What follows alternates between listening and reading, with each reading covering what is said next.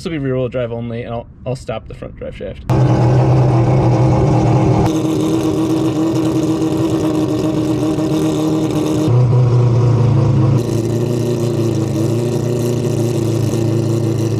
This is probably the most exciting day since SEMA. We finally have everything all done. We finally can put on blow-off valves, wastegates, which means we can actually connect the turbocharger to the vehicle. We can monitor all of the exhaust temperatures. I can tell what gear I'm in. We can go all-wheel drive. All of this is accumulated into this moment. As I was working on the alternator, because from this point of view, the alternator isn't exactly in line. It causes the belt to rub. That's our goal today, is to get all that together to be able to clearly test the car in that capacity. I gotta redo the hose that goes from that straight up into the engine. There's no like ability to bend, so the length has to be spot on.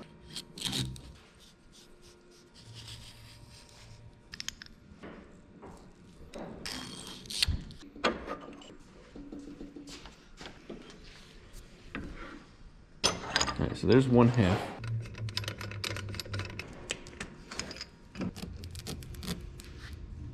If I can get this to fit perfectly fine. Actually seems pretty good. And it's got enough room. One of the things I've wanted to do is speed up the oil break-in process. So I'm gonna take off this oil cooler off and just route it where we only have one oil cooler. We'll take this top hose and just reroute it to that so the system stays closed and clean. So it took forever to get the oil up to temperature, and it never really reached temperature, so a little bit of a mess. But I got this one to loop back around. So the oil system is simplified so we could heat up the car quicker, which means less damage to me. I don't have the sensor for the the water pump mounted. Can you still just power the fan on like Yeah, that? yeah, I can override the system, and I can turn it to 50% on or 100% on. We're gonna take the EGTs. We'll be able to look at them, and if one's just, you know, hotter, take a picture, we'll know.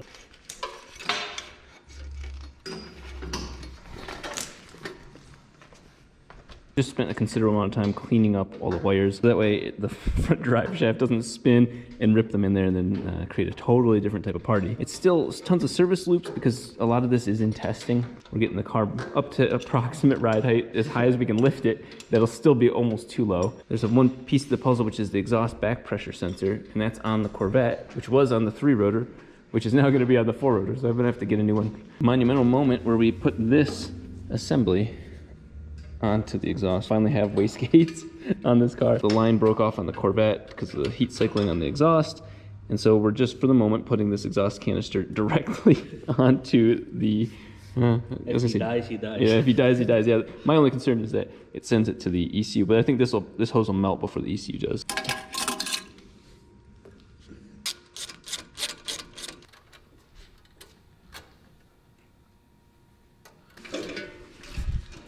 Poor baby. What's that on the back of my head? I'm getting excited the car's getting finished, Isaiah, that's all. Yeah. I get to see Isaiah set these up, and you realize how symmetrical a large part of them are. So even though he's already done it, I want to do it again for you guys, because it's just so sick.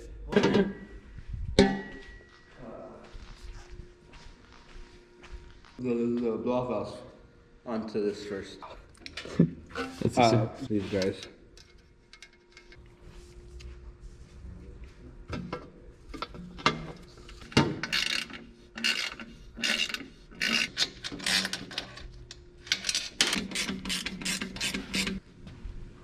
ceremonial handoff. Right. This is the first time the blow-off valves have ever been on this car, like properly, without Bluetooth.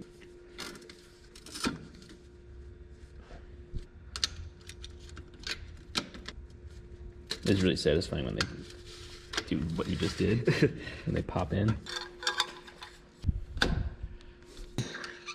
Yeah, this has to be rotated. Looking good.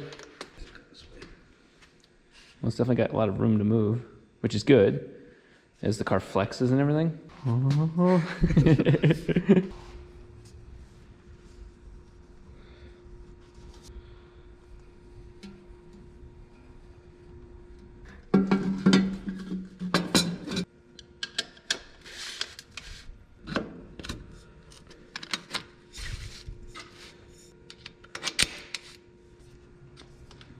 Wow, that looks good. Wow. You know what's really nice is that everything turned out super symmetrical, not just when you were making it, but you know, now that it's mounted, it turned out really, really clean. Bracket to a tube or something to hold them in place so that way they don't go like this. Yeah, almost forgot one of the most important parts of the operation. Yeah, the O2 sensor.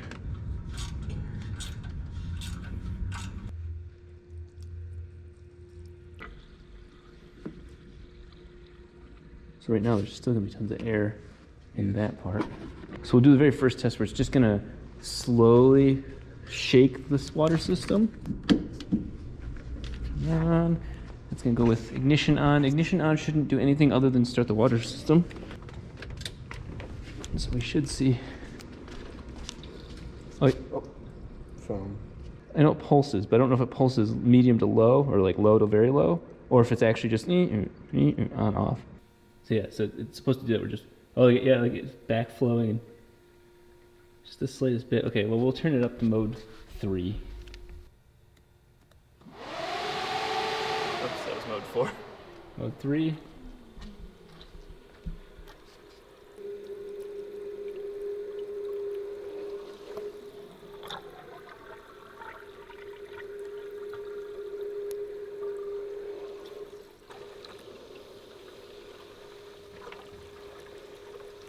Yeah, okay, so here's 50%. Yeah, go ahead clockwise 2. Or 1, yeah, next one over.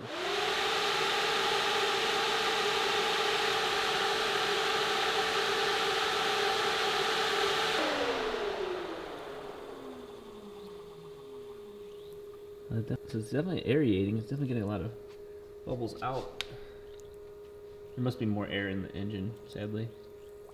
Take one of these down. First thing you notice is the suspension isn't even close. How she looks. So far, so good. She's sitting a little high, which is perfect because it'll settle in a second. We need those longer springs.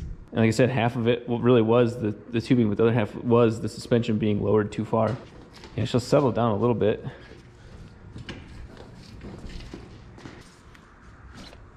It's moments like this that you don't really realize how important they are until after they've passed and you're watching the footage and then you realize, oh man, I should have taken more footage. This moment is so important because it's the first time we're testing all-wheel drive on the ground. It's the first time we're putting the car to its almost rev limiter.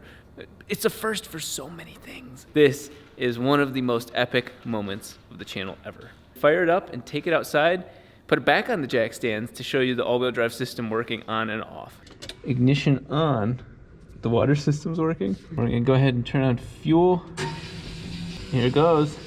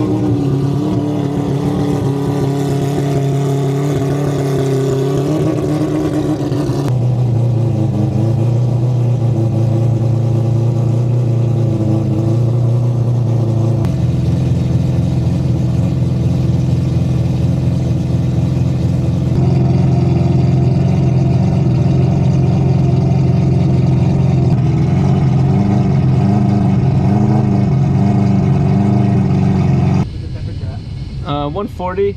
And this belt is just going crazy. Yeah, it got more loose, probably fixing the alternator. That is the first quick, just fire up. It got up to 140, 150 Fahrenheit. She's happy. We expected a handful of small things that will occur, did occur, would occur. The coolant system, we put so much coolant into it that we knew that it would ultimately want to overflow. That's the kind of the point of a coolant system in full operation. That's one thing. The belt's still bouncing around even though we have it straight.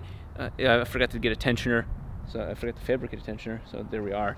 She sounds so mean, so mean, firing it right up. It's, wow, just right up there. And for the most of what you saw, I was holding the pedal in because she didn't seem happy at the low RPM. She's no longer like a naturally aspirated 4-rotor. It's a little bit different, so it's got different airflow, and I think it's struggling a little bit with that, but it sounds better in the mid-range. What we're gonna do is get it up on jack stands and then have all 4 tires spinning and show you guys the all-wheel drive system, hopefully working on and off.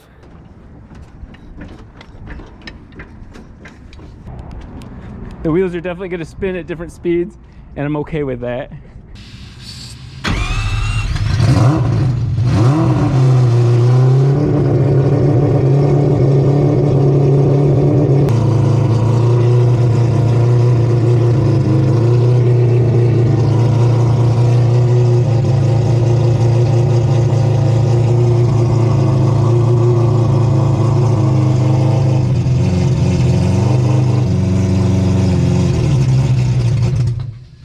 There's rear wheel.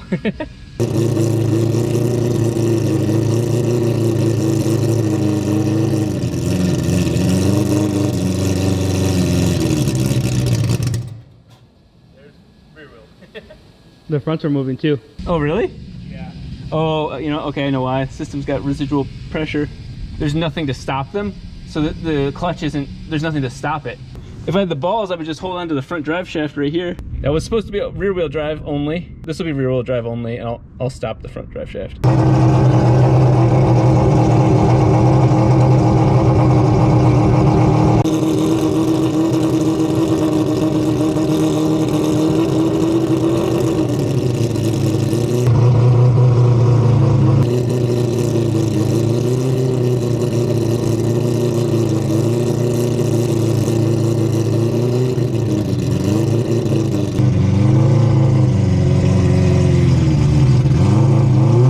We already have timing roughly figured out, but we want to make sure all 8 spark plug wires go to the correct part of the rotary engine. One of them could be swapped, 2 of them could be swapped, it could be anything.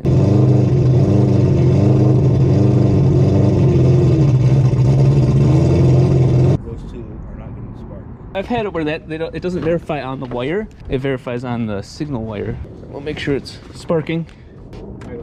Okay.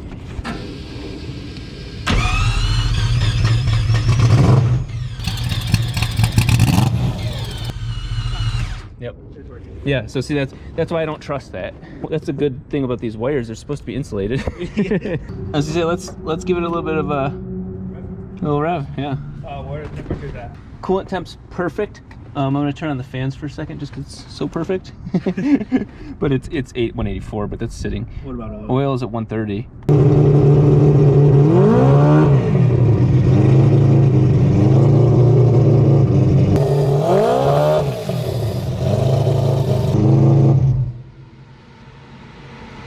Something sounds wrong. I'm gonna stop logging. I'm gonna take a look. Switch this to lambda.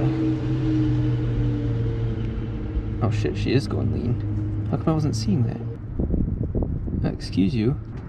Okay, so she's going lean. Making some serious progress, but if you heard how bad that breakup was at the top of its revving, that was actually going very lean. Not like foolishly lean, just there's no load, but undesirable nonetheless. What I need to do is look at which cells those are that are getting really lean, give them some more fuel, and go back at it. It's terrifying. It's very fun and terrifying to get this thing running.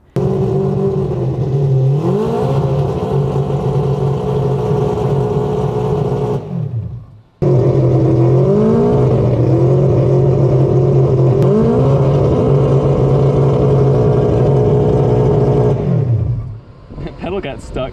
Okay, there's my problem right there. Add more fuel apparently.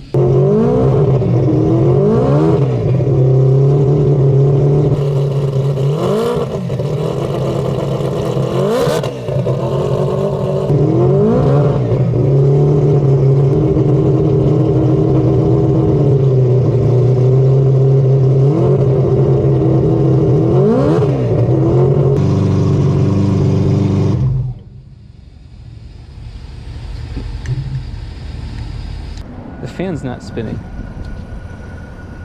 Oh, let me see if the... No, it thinks the fan's spinning. What the fuck?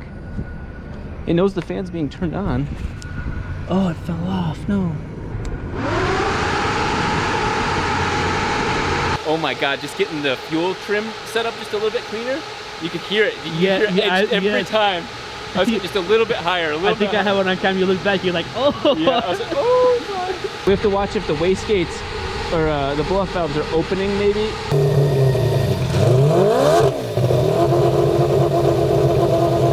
They are. But opening on acceleration, not deceleration. Oh, okay. Because if there's no spring in them. The map's so different though, now that it's turbocharged. I'm gonna do it one more time, give it a little bit more tuning, and then just pause and think about, you know, where we're at.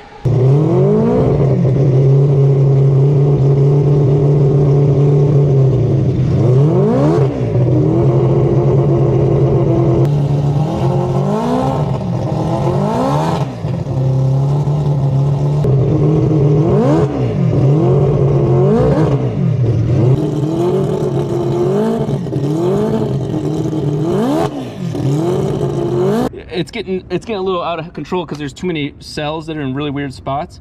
So it gave me just a baseline to start with.